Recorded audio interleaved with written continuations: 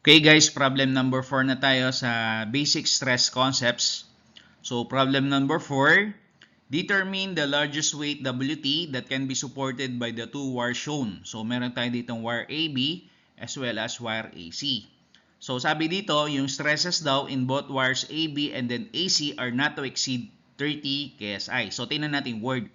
Ang sabi dito, hindi daw dapat sumobra sa 30 KSI. So pagka may mga gantong questions, instead ang ginamit niya is equal to at rather ang ginamit niya is not to exceed, do expect na meron tayong dalawang values na makukuha.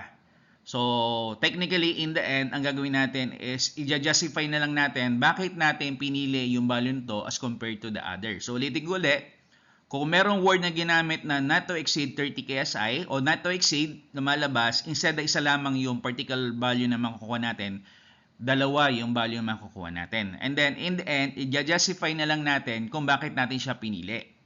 So, yung cross-sectional area daw ng dalawang wires AB as well as AC ay 0.4 para kay wire AB square inches and then 0.5 square inches para naman kay wire AC.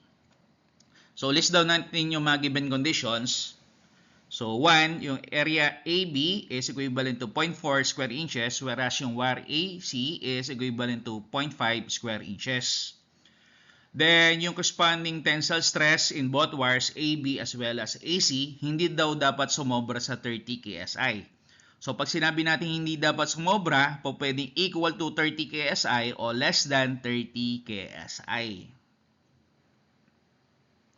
So, KSI stands for kips per square inches. So, ito yung mga listed given conditions natin. So, with yung basic formula ng tensile stress is you have FT all over A.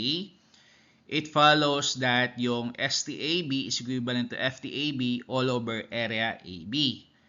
Also, it follows that STAC natin is equivalent to FTAC all over area AC. Now, since yung loads o yung forces natin na FTAB and then FTAC are unknown, there is a need to solve for these corresponding forces, thus the necessity of making use of the so-called free body diagram. So, tingnan natin yung configuration. So, base dito sa configuration na to, meron tayong initially malilocate na 1, then you have 2, and then you have 3. And then, since meron tayong dalawang inclined forces o dalawang inclined reactions, there's a need para i-breakdown siya sa kanyang X and Y components of a force. So all in all, makikita natin dito is you have 5 forces, tatlong vertical and then dalawang horizontal. So ito yung magiging corresponding free body diagram niya. So yung weight is always going down. So tension, papalayo do sa nagkakos sa kanya ng tension or kinakailangan ma-stretch siya. Thus, yung direction niya is going up. So FTAC is going up. Leftmost portion, and then yung FTAB natin is also going up pero rightmost portion. So again, breakdown natin siya. So yung FTAC natin, FTAC of Y is going up and then yung FTAC of X naman natin is going to the left. Whereas pag binreakdown naman natin yung FTAB, you have FTAB of Y going up and then FTAB of X going to the right. Now, kung gagamitan natin siya ng tatlong equations for equilibrium, lumalabas dalawa lang ang pwede natin gamitin. So, hindi natin pwedeng gamitin yung concept o yung moment summation. Bakit? Kasi wala namang given ng perpendicular distances. So, exclusively, i-resolve natin yung problem statement na to by means of using the vertical as well as horizontal equation. So, summation forces vertical, all forces going up are considered to be positive. So, in this case, lumalabas 0 is equivalent to positive FTAC of Y, positive FTAB of Y, and then negative weight or WT. Or weight therefore is equivalent to FTAC of Y plus FTAB of Y. Then kung papansin natin, meron mga Y component, i-resolve natin siya, breakdown natin siya. So since ang given naman nating angle dito is angle respect sa X, ang gagamitin natin dito para ma-breakdown natin yung Y is gagamitan natin siya ng sign ng kanyang corresponding angle. So, you have weight, therefore, is equivalent to FTAC sine ng 30 plus FTAB sine ng 50. So, eventually, ito yung magiging equation number 1 natin. So, i-analyze natin yung equation number 1 natin. Yung weight, yung pinaka-requirement natin is unknown, yung FTAC is also another unknown, and then FTAB is also another unknown. So in this case, tatlo yung unknown natin. So since tatlo yung unknown natin, hahanap tayo ng another equation kung saan basically magre-reflect din yung mga unknowns natin dito para mabawasan natin yung number of unknowns.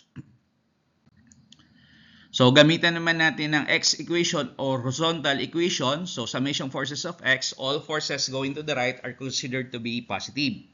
So, 0 is equivalent to negative FTAC of x plus FTAB of x. Or, technically speaking, you have FTAC of x is equivalent to FTAB of x.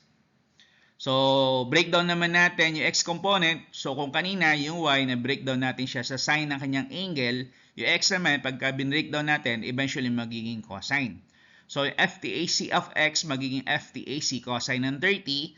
And then, yung FTAB of x, eventually magiging FTAB cosine ng 50. So, base yun doon sa mga kanyang respective angles.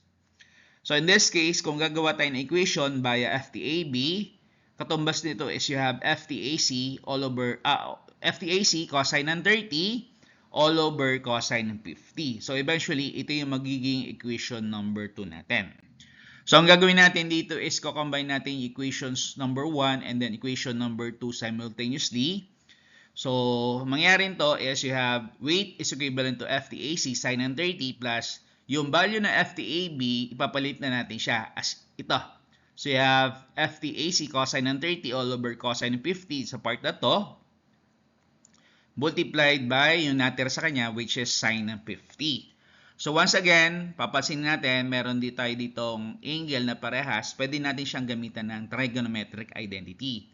So, sine all over cosine, ang katumbas niya is you have tangent. So, eventually, yung weight natin is equivalent to FTAC sine ng 30 plus FTAC cosine ng 30 tangent ng 50. So, next natin gagawin is fa-factor out natin yung FTAC. So, weight therefore is equivalent to FTAC multiplied by sine ng 30 plus AC cosine ng 30 tangent ng 50. So, ito pa rin siya. So, take note, gagamitan natin siya ng tensile stress formula. So, you have ST is equivalent to FT all over A, or meron tayong FT is equivalent to ST multiplied by A. So, in this case, yung FTAC natin then becomes STAC multiplied by area AC. And then, para makompleto yung buong equation natin, multiply natin siya via sine ng 30 plus cosine ng 30 as well as tangent ng 50. So, take note that yung cross-sectional area ng wire AC natin is at a value of 0.5 square inches, and then yung corresponding tensile stress natin para doon sa wire AC dapat daw hindi po pwedeng sumobra sa 30 pero po pwedeng equal sa 30. So gagamitin natin 30 KSI. So weight therefore is equivalent to STAC value, which is 30 KSI or 30 kips per square inches, and then area AC, which is equivalent to 0.5 square inches. Then, itong part ng equation natin, which is you have sine ng 30 plus cosine ng 30 tangent ng 50. So, eventually, magka-cancel out yung unit ng square inches. So, in the end, matitira natin ditong unit is in terms of the kips or kilopounds. So, if properly computed, yung corresponding weight natin dito is you have 22.9813 kips or kilopounds. So, ano tong number nito? So, ito daw yung weight na kaya daw suportahan ng wire AC. So, weight AC o WTAC is equivalent to 22.9813 kips. So, susunod natin gawin is i-determine naman natin yung other weight. So, kung parehas ang lalabas, walang problema. Ngayon, kung magkaibang lalabas, i-analyze natin kung ano yung largest weight na kaya suportahan ng dalawang wires. So, making use of yung equation number 2. So, sa equation number 2, gagamitin natin siya para eventually mapag-create tayo ng equation number 3. So, in this case, instead na via or in terms of FTAB, ang gagawin natin dito is via or in terms of FTAC. So, reverse natin siya. So, you have FTAC cosine ng 30 is equivalent to FTAB cosine ng 50. Or eventually, yung FTAC is equivalent to FTAB cosine ng 50 and all over cosine ng 30. So, eventually, ito yung ko-consider natin as equation number 3. So, again, meron tayong ginamit kanina na equation number 1, though doon na natin kakabit yung bagong equation, which is equation number 3. So, ito equation number 1. So, weight is equivalent to FTAC sine ng 30 plus FTAB sine ng 50. So, itong part na FTAC, papalitan natin siya na FTAB cosine ng 50 all over cosine ng 30. Yan. Now, again, take note, since meron tayo ditong same angle, pwede natin siyang gamitan ng trigonometric identity. So, as in, tangent is sine all over cosine. So, eventually, itong FTAB cosine ng 50, sine ng 30 all over cosine ng 30, magiging FTAB cosine ng 50, tangent ng 30. Plus, yung value ng kabilang side, which is FTAB sine ng 50. So, yung next step natin dito, eventually, is pa-factor out naman natin si FTAB. So, factor out natin. So, eventually, you have FTAB multiplied by cosine ng 50, tangent ng 30, plus sine ng 50. Again, do recall, yung formula natin ng tensile stress, you have ST is equivalent to FT all over A, or yung FT is equivalent do sa product na ST multiplied by A. So, itong part na to, i-modify natin accordingly dito sa bagong formula natin.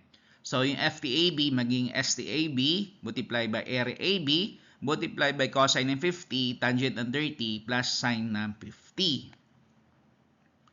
So, again, gagamitin na natin yung iba pang values na hindi pa natin nagagamit before. So, in this case, yung cross-sectional area naman ng wire AC, yung gagamitin natin kanina, yung wire AC. So, yung cross-sectional area ng wire AB is equivalent to 0.4 square inches. Again, parehas sila ng tensile stress. Hindi daw po pwedeng lumampas sa 30 KSI. Hindi po pwedeng lumampas sa 30 KSI, pero po pwedeng equal to 30 KSI. Or mas mababa sa 30 KSI. So in this case, you have weight is equivalent to STAB. So you have 30 kips per square inches. So yung area AB naman natin dito, you have 0.4 square inches. And then cosine 50, tangent ng 30, plus sine ng 50. So once again, magka-cancel out yung unit ng square inches. So along the way, pag na-simplify natin to, ang lalabas sa unit niya is in units of the kips or kilopounds. So yung number natin dito is 13.6459 kips or kilopounds. So ano to? Ito daw yung weight na kayang suportahan ng wire AB, WTAB, which is equivalent to 13.6459 kips. Now again, gaya ng sinabi ko sa inyo kanina, lumalabas meron tayong dalawang values ng weight na na-solve. So in this case, mamimili na lang tayo dito kung ano ba yung largest weight that could be supported by the two wires AB as well as AC. So ang choice natin dito, kung palakihan ng weight, hindi natin pipiliin yung largest weight. Rather, ang pipiliin natin dito yung smaller weight. Bakit? Kasi kung titingnan natin, yung largest weight that could be supported by the wire AB hanggang 13.6459 kips lamang. Whereas yung largest weight that could be supported by the wire AC naman is at a much higher value, so 22.9813 kips. So, ang mangyari nito is mas malaki yung kayang suportahan ng wire AC. Mas mababa yung kayang suportahan naman ni wire AB.